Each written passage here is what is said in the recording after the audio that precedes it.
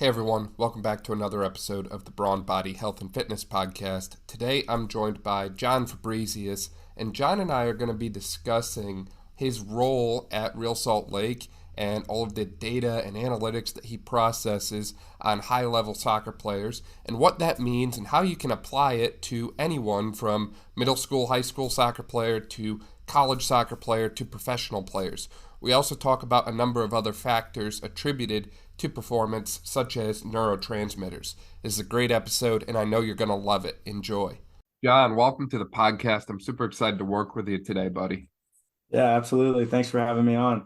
So for people who might not be familiar with you, or maybe they don't know your backstory, or, maybe they've never seen the MLS or heard of like Real Salt Lake, I feel like everyone's heard of that by now, but would you mind filling them in a little bit about who you are and all the amazing things that you're doing? Yeah, absolutely. So, I guess just the last past year, I started working at Real Salt Lake. So, with Real Salt Lake, I am a performance coach for the Real Monarchs. I'm also kind of our data scientist, looking through a lot of our performance testing, a lot of our catapult GPS testing stuff from a neurotransmitter perspective as well. And I just kind of been working with them for the past year. Before that, I was with the University of Tennessee. I was there for about 5 years. So for 2 years, I worked, with football while I was in my GA coaching assistantship there. Was also working simultaneously with the Olympic sports side. And after about 2 years there, I moved on full time as an assistant director of Olympic sports performance. And I worked primarily with soccer, women's soccer there, as well as golf and tennis. So I've had about 5 years there. Prior to that, I was at Dakota Wesleyan University in a small NAI school in South Dakota. And that's kind of really where I got my start and my interest into strength conditioning, sports performance, and things of that line. How did you get into the soccer background? Because, as you were talking, you didn't mention that you grew up playing soccer or anything like that, John. Yeah, so I actually started with football. So I played football at Dakota Wesleyan, and then I did play a little bit of soccer in high school. I never had a true skill for it, though. I was more of just kind of the brute force kind of guy. And that led me a little bit closer to football in general. I actually, if you would have asked me 10 years ago, if I had ever seen or had ever thought about going into the realm or sport of soccer, I would have said you're absolutely crazy. But when I was at Tennessee, I got really involved with GPS tracking really early on, and that exposure kind of led me to soccer in general with the University of Tennessee.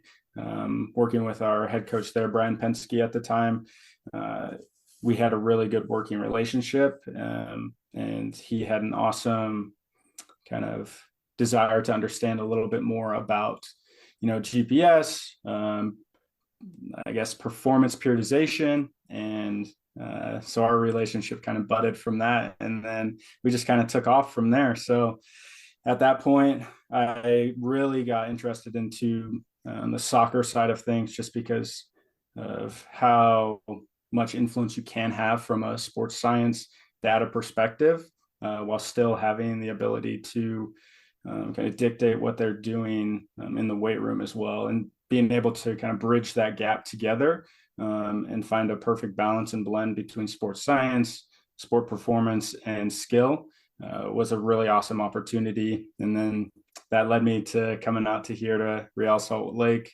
working for a great guy in Ryan Cotter, who's been all over the place as well, and learning a ton from him and the things that he's doing as well.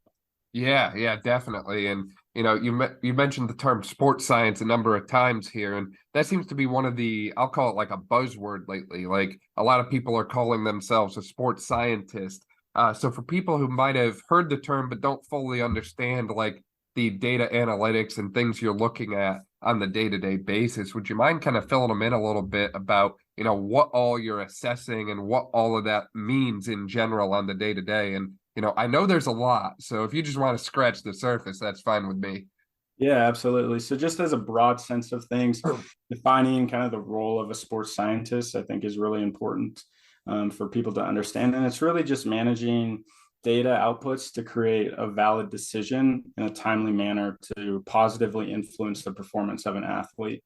And so having that understanding is really important. And the things that a sports science or sports science specialist may do is working, with technology, working with through data management, and then having interpersonal, intrapersonal, and really high level of learning skills. And so at RSL, kind of what I like to do is I like to start with profiling and managing the athlete. So it's really important to understand that data isn't the big picture. The athlete is the big picture. Everybody is different, and the environment that they're placed in shapes and dictates their reaction to exactly what they're doing. So profiling that athlete is our first and primary goal. And then benchmarking, we'll go through physical benchmarking, whether that's on force plates, whether that's through like our metabolic testing, our fitness testing. We'll look at a psychological benchmark. So just kind of getting an understanding of where they are mentally and what is their baseline on a day-to-day level.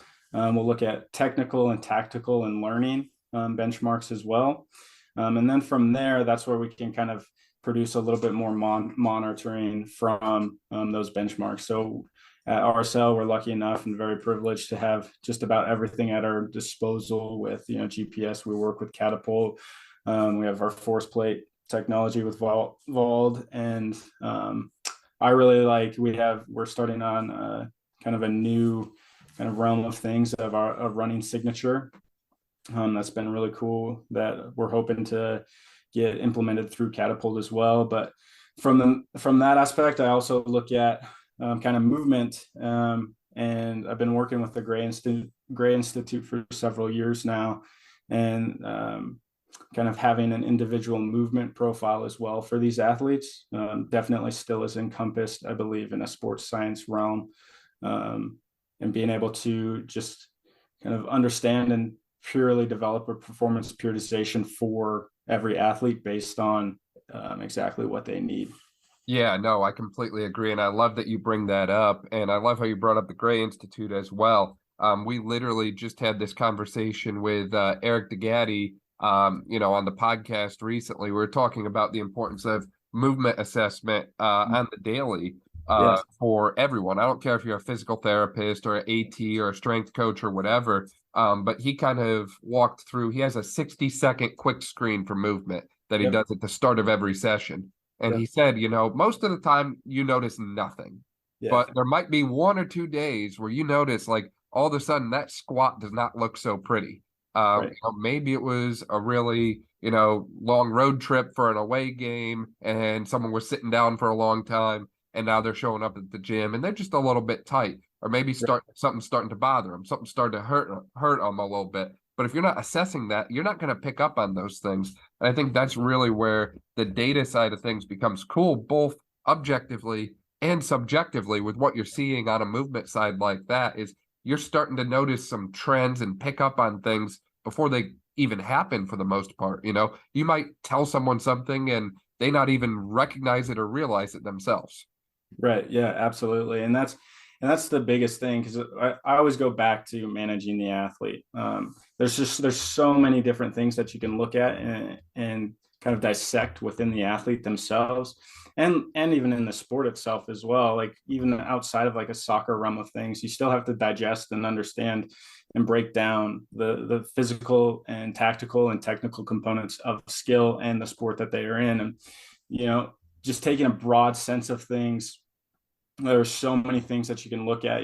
There's the training age of the athlete, there's the role that they have on the team, there's their injury history, understanding kind of their motivation factors to their personal experiences and why they are, performing the sport that they are, anatomical traits that they have, their physiology, and their qualities there.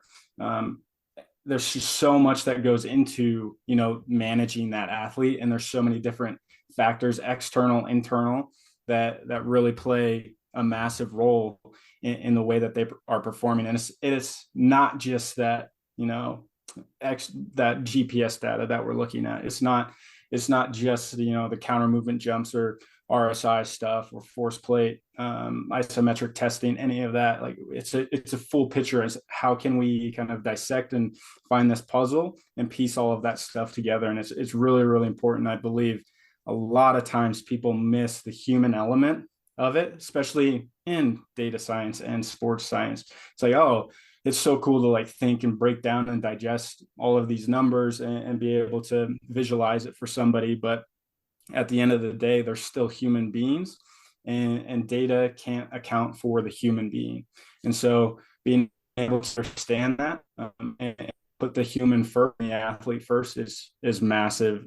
Yeah, no, John, I completely agree on your, emphasis on the human element, because I'm sure it's very easy to get lost in the data, the numbers, the fancy charts, and all the trends that you see, when you're sitting on the other side of a laptop screen. But you almost forget sometimes, like, hey, this is a person. And, I think it's possible to get too caught up in the technology side of things as well. And, you focus too much on what the numbers show you when you miss what the athlete is showing you in person. Their numbers might be a little bit poor, I'll say, but they could probably do some amazing physical things.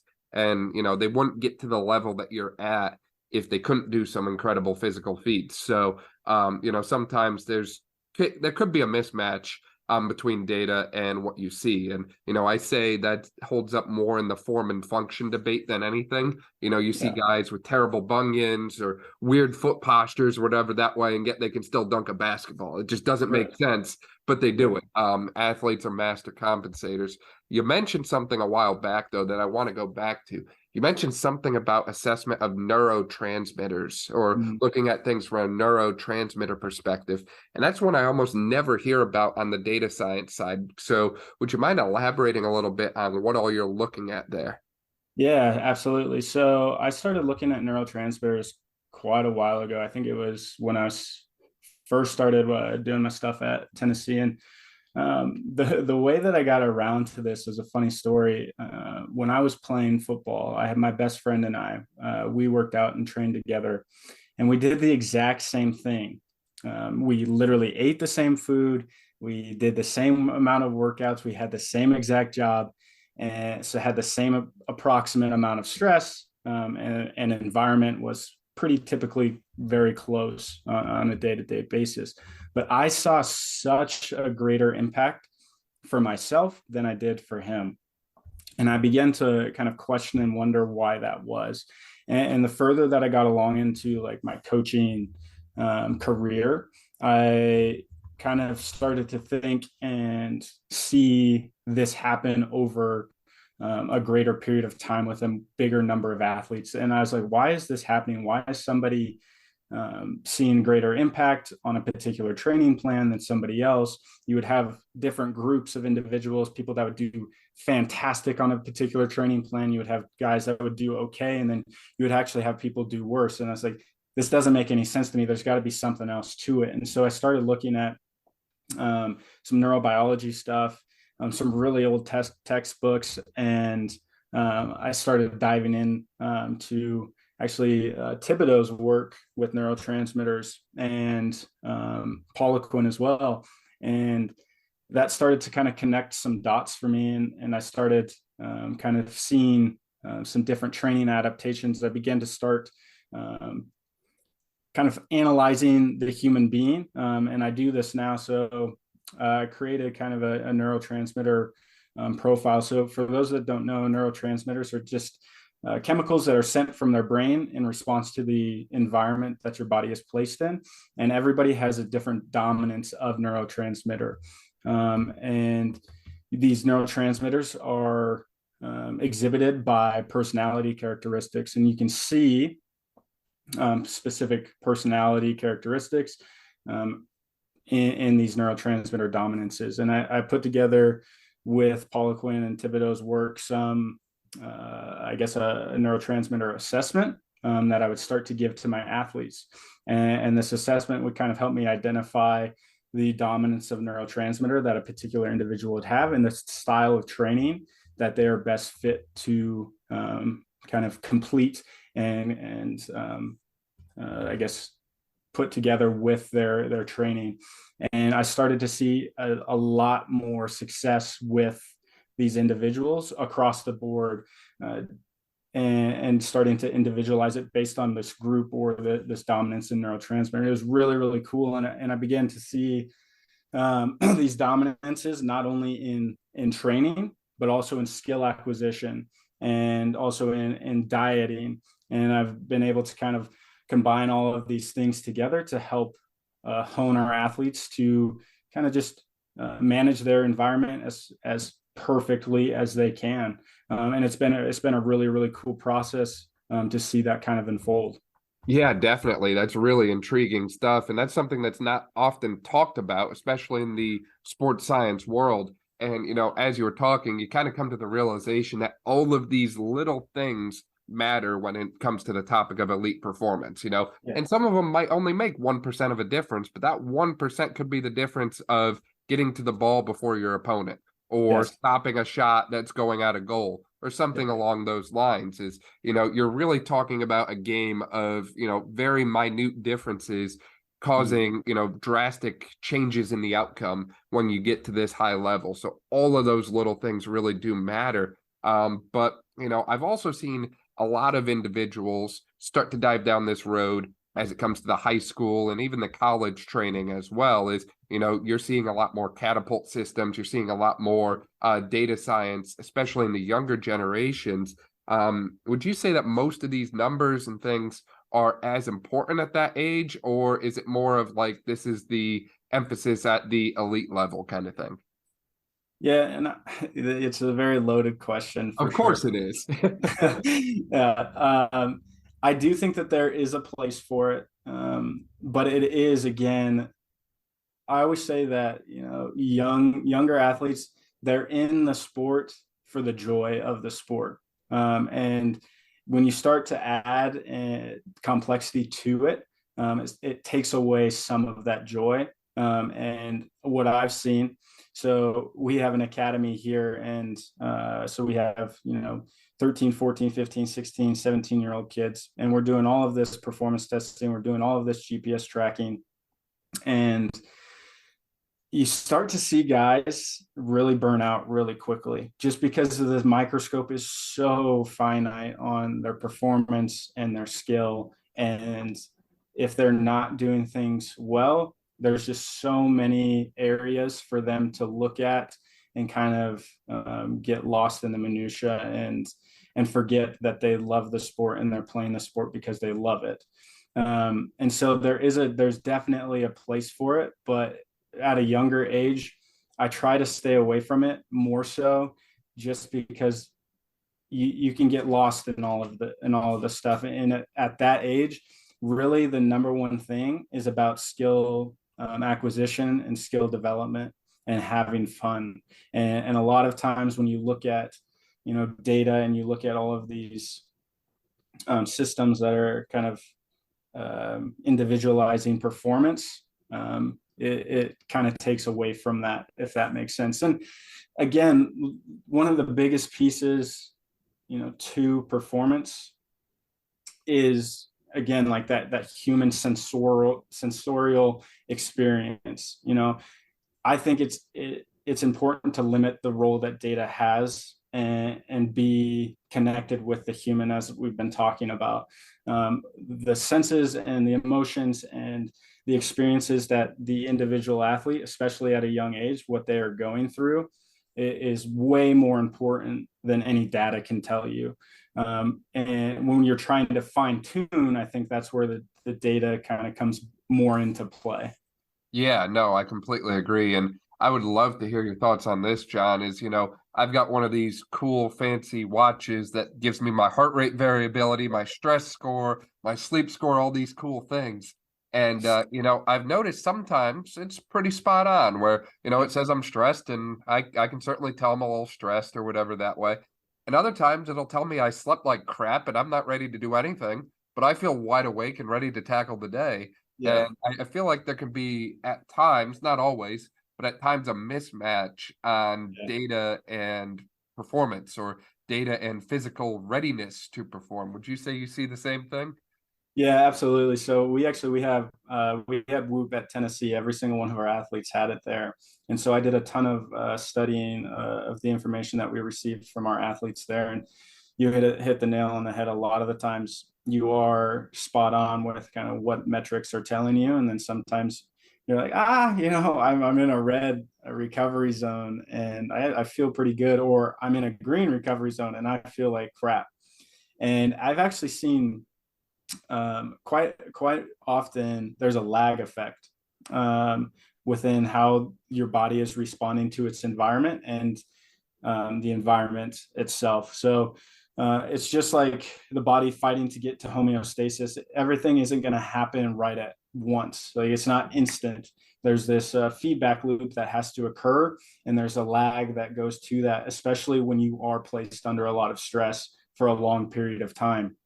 And stress is absolutely necessary for you to grow. But I've seen the more chronic stress that you've had over time, the more lag effect that there is to your training experience and your training performance. And again, like there's just so many pieces to the puzzle, and there's so many different things going on, because you can talk about the external load, you can talk about your sleep, you can talk about nutrition, the lifestyle that you're living, like are you going out and drinking, partying, all that stuff. There's your cognitive abilities, the biological factors that are placed on from birth. And then there's the environmental factors, and all of that leads me back to the neurotransmitters, as well as how is the individual person interpreting their environment. And there's so many questions to be asked. And while a wearable is giving you great insight a lot of the time, you're still missing so many pieces of the puzzle. One of the awesome things about Whoop is they have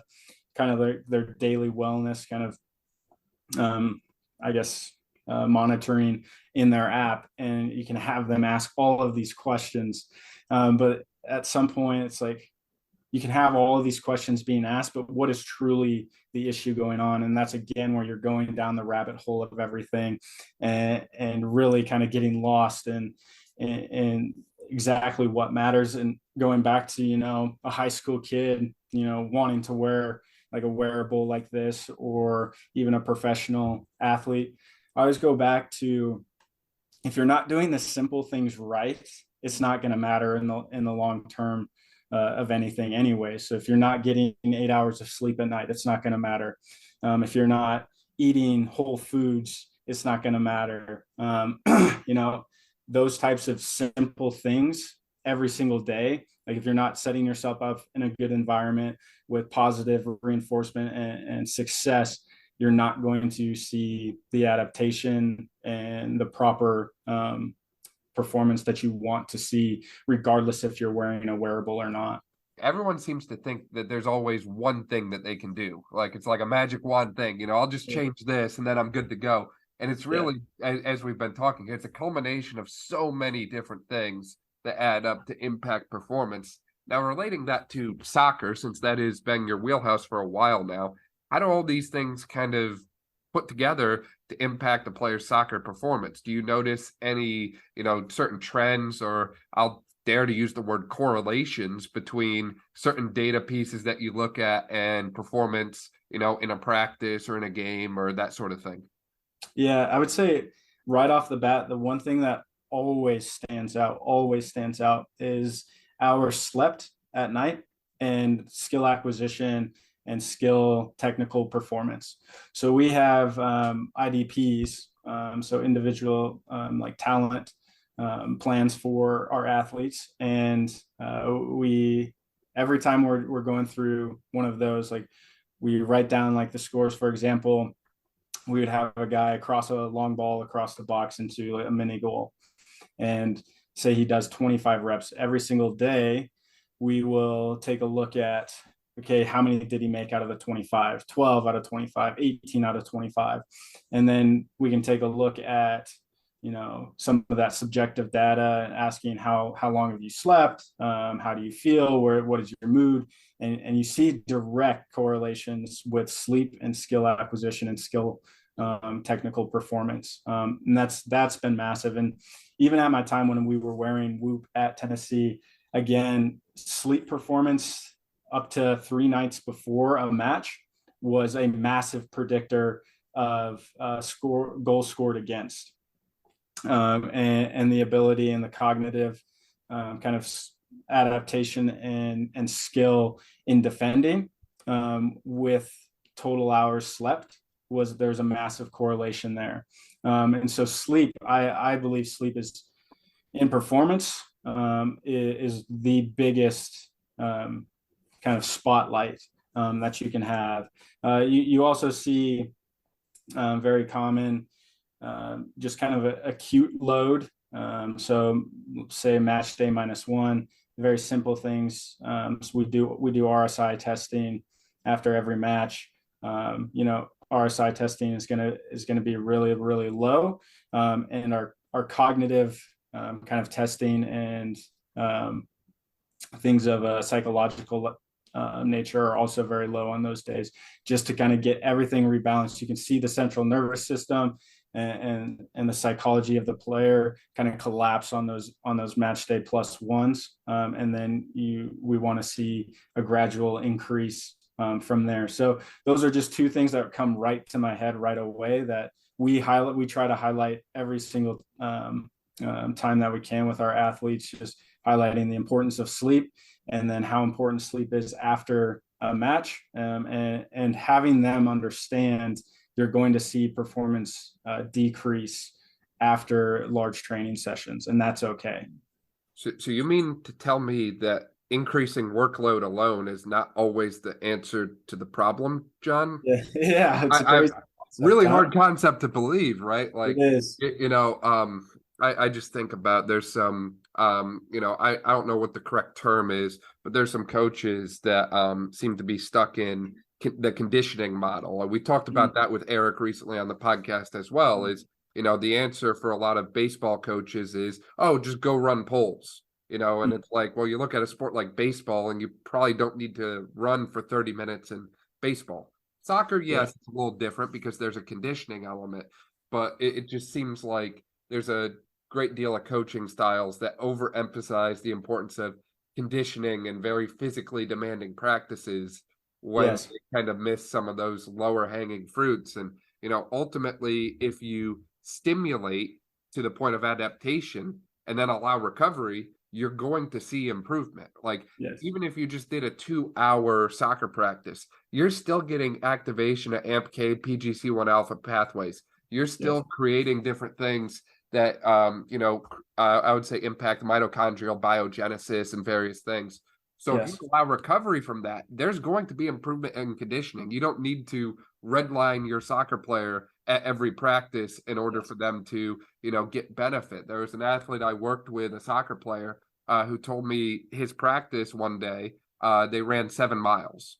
And that was their practice for the day, is run 7 miles. And I just kind of scratched my head on that one. Like, where's the soccer in that? I'm by no means the expert here, John. No, so that's a great point. And you have to get really, really lucky with the people that you work with for this kind of this. I don't want to say, I mean, it is load management, but you have to get really, really lucky with the people that you're around to kind of have them understand the significance of it. And this is what I tell my coaches. I have a conversation with my coaches every year. We're always trying to look at what is the athlete's load capacity. Injury occurs in the tissue when the load exceeds that tissue's capacity. So when we're looking at, the start of our season, we're looking at building out our periodization for the year. It's so important to understand what is the demand of the sport and what is the biggest demand that we are going to see over a 7-day period, over a 14-day period, and over a month period. So being able to understand what is the capacity that we have to get that to for our athletes to be able to withstand the load of the sport itself. And so we have to take a deep dive, kind of reverse engineer. I know that's another hot word going on, but we really do have to take a look at the big picture. What is the load capacity that everybody has to meet? And then we have to build out how we are going to get our athletes to that demand in a safe and productive manner. And because it's not going to be 0 to 100 real quick, right? It has to be progressively built out for our athletes to be able to handle that load capacity. And so we start every year with that conversation. And if that conversation doesn't happen, you're going to have so many injuries. You're going to have so many problems. Guys are going to come in, be complaining about everything.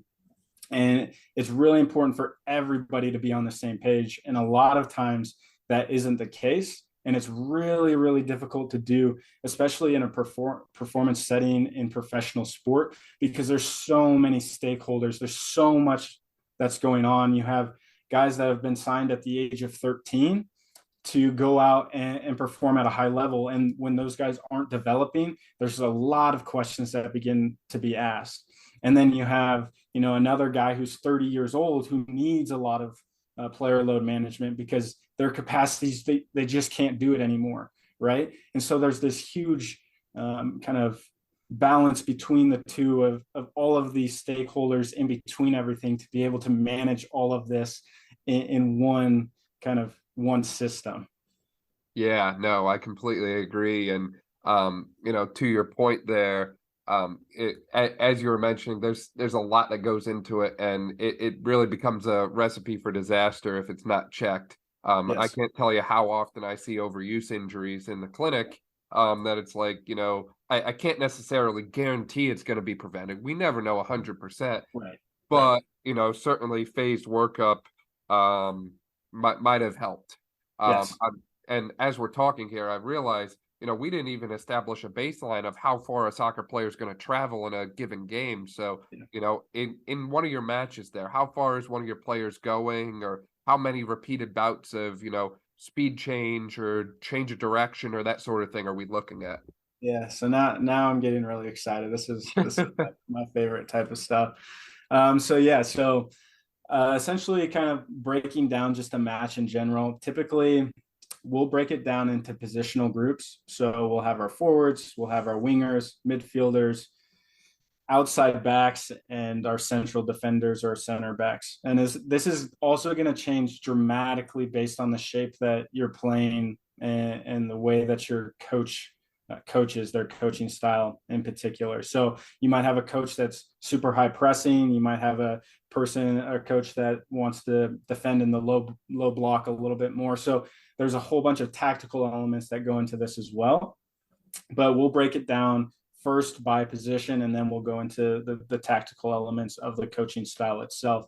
So typically we'll see on average, most of our guys within the 90 minutes of the game alone, not including warm-up, travel anywhere from about 9,000 kilometers to 14 kilometers, which is 5 to 7 miles plus.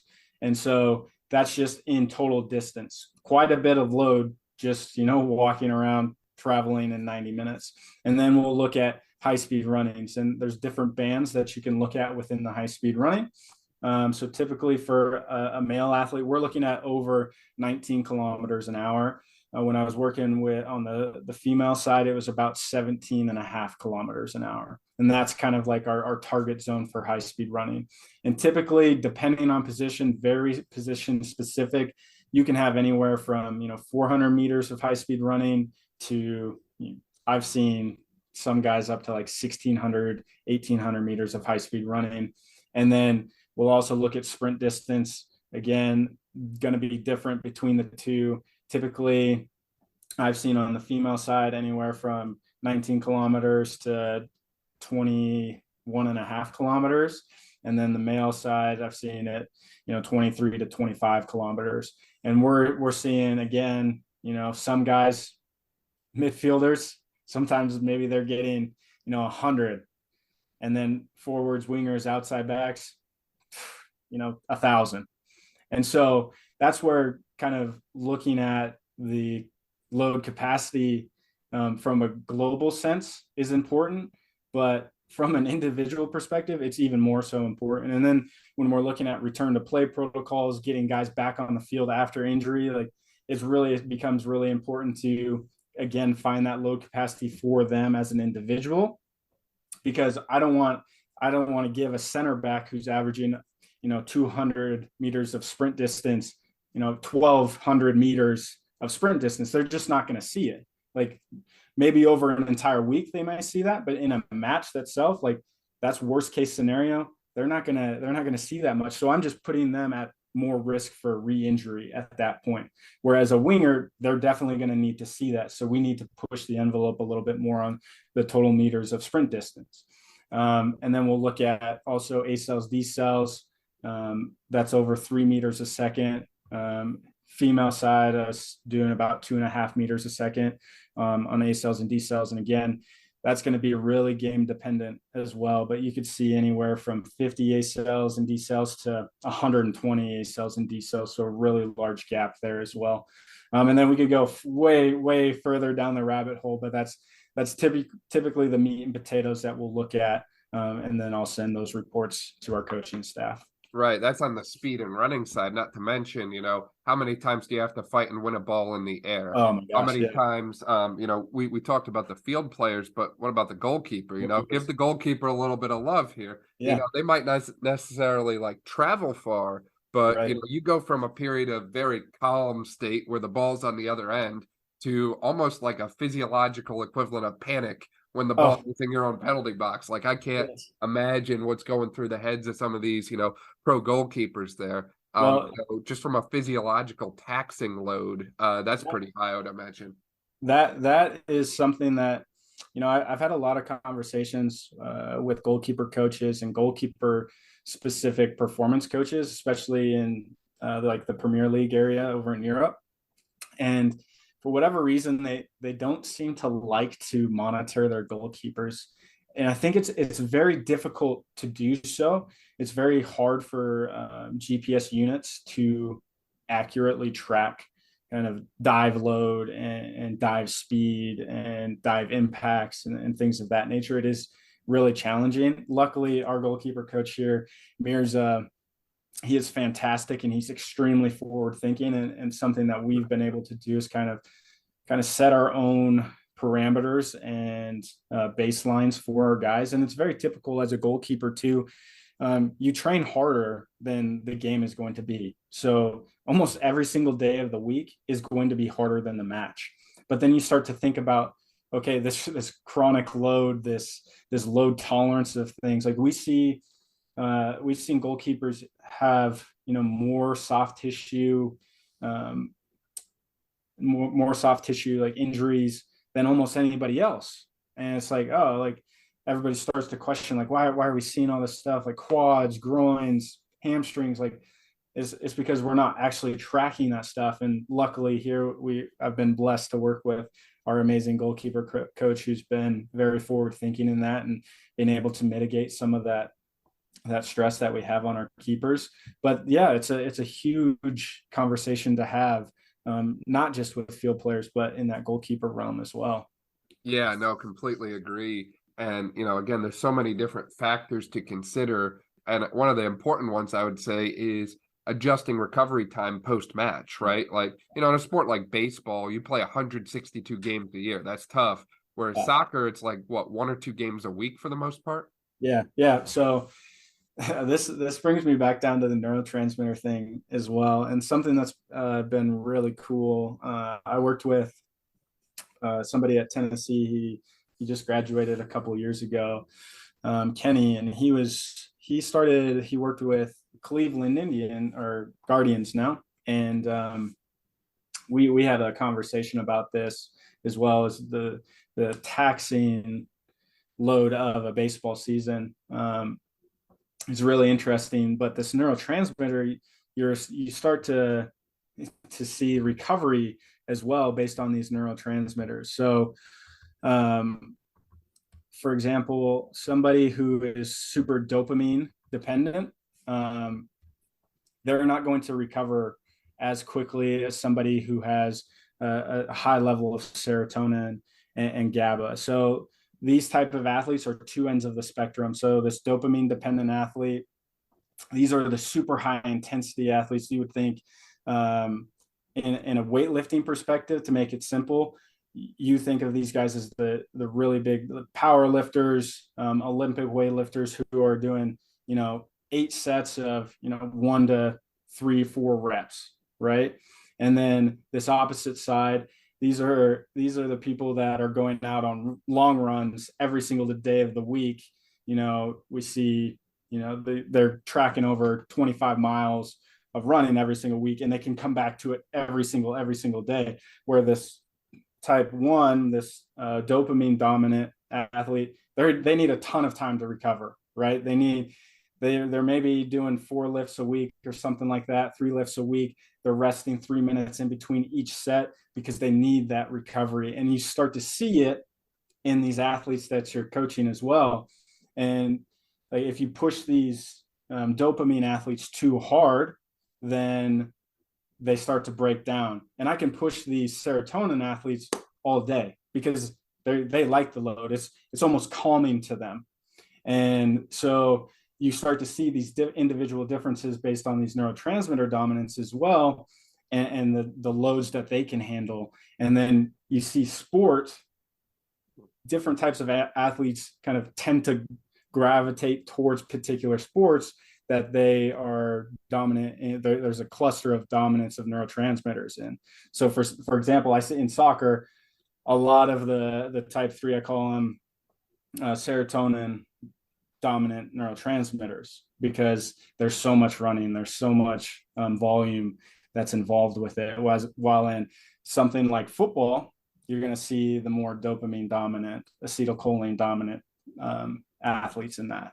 Yeah, that's really interesting. And I can't help but wonder too how many other external factors, kind of like we were talking about before, play into that, because dopamine is primarily a reward neurotransmitter. Yeah. And there's a lot of things nowadays that give us instant gratification and instant reward. So I can't help but wonder, how some of these other factors, or even just overall development, play into the type of neurotransmitter preference for an athlete.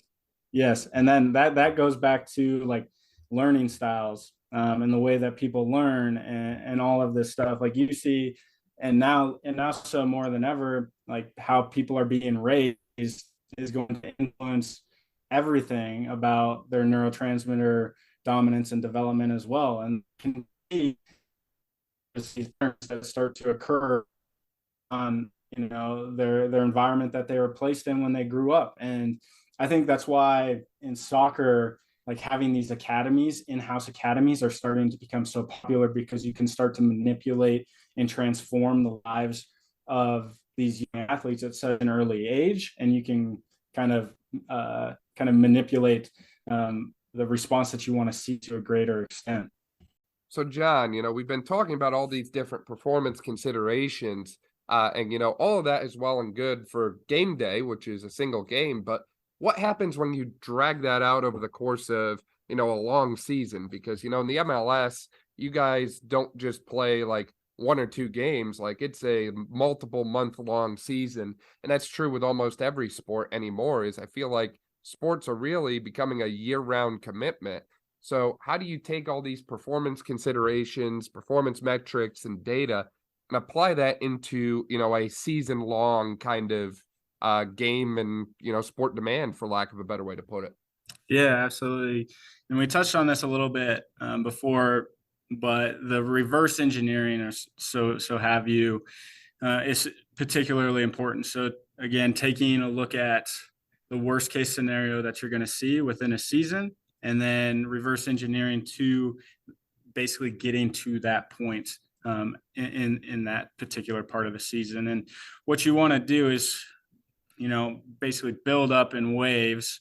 the intensities, the volumes, the high-speed runnings to get to that end product that is worst case scenario. And what's really kind of important here is it's not just a linear progression. We need to have ebbs and flows. So we talk about, I call it wave periodization. You can call it undulating periodization. But it's the same thing that's in the strength and conditioning realm within, manipulating your sets and reps and intensities there. You're just doing the same thing from kind of an external load profile. But that's where that performance profiling comes into such a big demand as well, because you're looking at several different positions at a time, several different demands of the sport, and there's so many different considerations to think of when you're trying to get to that end point, and getting everybody from point A to point B to point C is really important. You can't skip what's in the middle of everything. And I think a lot of times that's missed within performance periodization, within field sports particularly. Another thing that we do particularly is I look at acute to chronic ratios, and I know that there's a lot of questions about the reliability and validity of acute to chronic workloads, and I've definitely seen that. The way that I counter that is working on an exponentially weighted acute to chronic workload. And essentially what that is looking at is, say you're looking at a 21-day chronic workload. Day 1 would be the most heavily weighted, to where day 21 would be the least heavily weighted. So you just go on an exponential scale, weighting each day across the 21-day surface that we're kind of looking at. And then dividing it again by the acute. So a 7-day, for example, what we would do, that first day would have the highest exponentially weighted product, where that 7-day would have the least. And that has shown a little bit more consistency in the things that we're looking at. And then we're able to kind of break that down by player, by position, by their norms as well. And so we can kind of set a guideline, basically a standard deviation above, standard deviation below, of what they're doing on any given day in any given week within large period of data. And it allows us to kind of interpret whether days are hard, whether they're easy, and where athletes need to be at in terms of their performance plan. Now, do you tend to see more of a trend in that data based on position, kind of like you were mentioning there on the positional specificity? Would you typically see more stress and strain in, say, the midfielders who are running up and down a lot more, or would you see more of that in the attacking population that tends to have more of a short sprint to the ball and, chasing a through ball and that sort of thing? Or is there any kind of trend or just general correlation to that data, I would say, as far as the position goes and what you see long term? Yeah, so the way that we break down everything within our season, actually, kind of going a little off topic here, I'll bring it back full circle. But you're absolutely going to see trends within particular positions based on the days that you're having, based on where you're at in the season, based on the opponents that you're playing, et cetera. So the way that we build our periodization out from week to week basis is it's called tactical periodization. And what you're looking at there is basically different categories of physical traits that we're trying to capture within a training session that align with the tactical side of the sport of soccer itself. So the way that we'll look at it is we want kind of like a re-entry day. A re-entry day is basically just bridging the gap from having an off day, having a heavy day prior, to kind of get our body functioning again, getting our brain to connect with the movements that we're going through, getting through a kinetic sense, and just kind of getting our legs going, blood flowing again. And then we'll have a kind of a strength day, and this would match what you're kind of thinking in the gym. Like, it's going to be more mechanical in demand. So there's going to be a lot of change of direction, tight spaces, excels, decels, things of that nature. So when we're looking at a strength day, the field spaces are smaller. the session, the total duration is a little bit lower, and then there's just a little bit more intensity of that change of direction ACL decel work. And then we have what's called an endurance day, and that's going to be closer to match demand. So this is going to be probably our biggest day of the week. And that's going to kind of encompass a little bit of everything. It's going to have more muscular load because the spaces are going to be a little bit higher. So we're going to have a little bit more demand of high-speed running, sprint distance, because those spaces are so much bigger. And then we're going to be playing for longer periods of time to allow us to kind of get more game-like exposure on our bodies. And then we're going to have the next one is a speed day.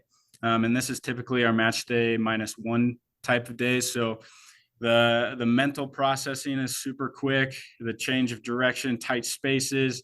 We want to see some XLs, decels, so a little bit of high speed running, so that speed day is kind of encompassing everything, but with really, really short duration. And then we're going to have match demands. And that's going to be like our game. And that obviously is going to be 100% of everything going on within a typical game for our guys. And within that periodization, you're going to see different days elicit different demands from different positions. So on a re-entry day, we really want to keep everybody pretty low on everything because again, we're just trying to get, our proprioception back and get muscle mechanical things working properly. But then that strength day, we're going to see like our central midfielders and our center defensive players have a not a huge spike, but a pretty large spike within their ACL, decel, acceleration load, and player load in general. So whereas our wide players aren't really going to see as much of that just because there's not as much space for them to move. So that demand for our wide players and our attacking players is a little bit less because they're just kind of working on kind of positional awareness within the practice structure. And then we'll go into that endurance day. We're going to see a lot less demand from those central midfielders, center defenders, way more from those wingers, forwards, outside backs, because there is so much more space, and then they're allowed to kind of get moving a little bit more. So those demands are going to be completely, different based on the type of day that we're having, the type of plan structure, because again, within those particular days, we could have an endurance day where our field spaces are a little bit bigger, but we're going to have maybe different types of zones laid out to where like our wingers have to get into the wide space, or our wingers have to get into the final third. And that's going to elicit even more demand. So we can kind of play and tweak with what we are actually doing in our training sessions to kind of manipulate a greater physical capacity of the players that we're looking for. And we'll sit down as a staff and we'll talk about those things. And we'll talk about like, hey, somebody good to do this type of session. Maybe they're just in a return to play protocol. They just did some partial minutes the week before. They've had a really high, high speed running load or a really high sprint distance load. Looking at the acute to chronic, maybe they might be inflamed in one of the areas. There might be a yellow or red flag that we're looking at. They might be above the standard deviation. And it's like, okay, these guys are coming back. This is the practice session. Maybe we make this guy a neutral player instead of having him outside on the wing, because it is going to put him at a little bit more risk. And so having those considerations to help manage athletes through the entirety of the season becomes really, really important over the long haul of a season. Yeah, no, I completely agree. And, you hit so many great points as you were talking there, Johnny, from, the importance of matching what you're doing from a conditioning standpoint to the specific position, but also to the specific workload that they're facing during the season. Yep. And one of the things that I really want to emphasize that I'll say you didn't point it out directly, but you brought it up in an indirect way, is you never once said, oh, we just tell them to go out there and run for 30 minutes or 40 minutes, or, we just go have them run 50, 60 hills and call it a day. Right. Because that seems to be a common theme I notice in a lot of sports in other places, high school, whatever, where their conditioning is, okay, go run and we'll see you 5 miles later. And unfortunately, that doesn't necessarily hit the specificity that's needed in soccer. That doesn't hit the ACL, decel. And I know we discussed that quite a bit earlier on just the number of changes of directions and the number of change of paces that occur during a game. And, thankfully you have all that data, but even if you don't have all that data at your disposal, maybe you're at a high school or a club team or whatever, if you don't have that, just go off of what we assume to be the norms, because that assumption is going to be far better than you just saying, hey, go run for an hour and call it conditioning, because unfortunately that's not doing any favors for anyone. Right. Ultimately, the more you fatigue someone with just go run, the less likely they are to perform at the level that you want them to, at least from my own experience. Yes. And so that's where we start to talk about training monotony. Yep. And then that's why it's so important that we have this undulation in that periodization. We have the different styles of training days so that training monotony doesn't remain constant, because that's when we see high training loads, chronic training loads, and we see training monotony, that's where that tissue resiliency is really going to falter and be reduced, and you're going to see that injury rate spike. So that training monotony is a massive piece of looking at injury prevention and performance periodization, because at the end of the day, if you're doing the same thing over and over again, your body's going to be able to handle it for 2 to 3 weeks.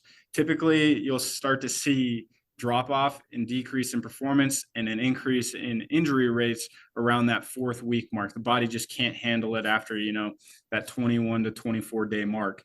And so having the idea of, hey, we need to have different zones of intensities for particular days, we need to have different zones of intensities and volume is really, really important. So within that structure that we're talking about, we have a strength day, we have an endurance day, we have a speed day, we have a re-entry day, and then we have a match day. Typically, so that re-entry day is low volume, low intensity. The strength day is moderate intensities, low volume. Endurance is high volumes, low to medium intensities. Speed days are high intensity, low volume. So we're undulating the intensities and the volumes throughout the entire week. And then we're getting to the point where match day is high intensity and then high volume. And then we're just kind of letting them recover, get back in the drawer. I always say the analogy that I use is it's silverware. You're using silverware all week. You put them through the biggest meal of the week, you wash everything, and then you kind of tuck them into the drawer, and then you get ready to use them again. So it's like, can we fine tune the silverware? Can we start cleaning it up, sharpening the knives throughout the week? And then when we have our match day, we're using all of our utensils, and then we get them back, we get them washed, cleaned out, we tuck them away, and then we restart the process. So it's all of this undulation and wave-like process that allows us to get the most out of our athletes when we are talking about a very long season. Yeah, no, I love that analogy, and I love that breakdown there, John. Is that's ultimately what we try to do, because while training and practice is essential and important, it doesn't win it doesn't change your points in the scoreboard. The wins change your points. Yeah. So, you might have a phenomenal practice, but then go into game day smoked. Yeah. And that becomes a whole problem in itself, right? If you have the best team on paper, but you can't win a game because everyone's mentally and physically just out of it on game day, then that's a whole nother discussion. And I'm assuming we probably don't have time to go there. I mean, we've kind of discussed everything from just what data you collect to what your typical day at Real Salt Lake looks like, to how you address that data or take that data and apply it into the day-to-day, into the season long, and based on various positions. Do you have anything else that you feel like we missed, or anything else you feel like we really want to discuss on? I mean, the only thing that I can think of is you brought up like the mental component of it, and talk about like total training load. And I think one of the big things that everybody needs to understand when you are looking at training and you are looking at becoming better, and this is from a peak performance aspect, this is from youth performance and building yourself up and becoming a better overall player, athlete, whatever it is you touched on the mental aspect of it, and the mental monotony and the kind of grind that you could, I guess, call the process of everything. It is so, so important to consider the mind in all of this. Again, we've talked about it and touched just how important, like, the individual aspect, the individual perception of, training, of the sport, having fun, and all of that stuff. If you sit there and you think, oh, I have to train all the time, like we see it all the time in our academy. It's train, train, train, train, train, train, train, train. And then we have a massive kind of layoff of guys that are just like, yeah, I don't want to do this anymore. It's so important to realize that the mental aspect of it is massive.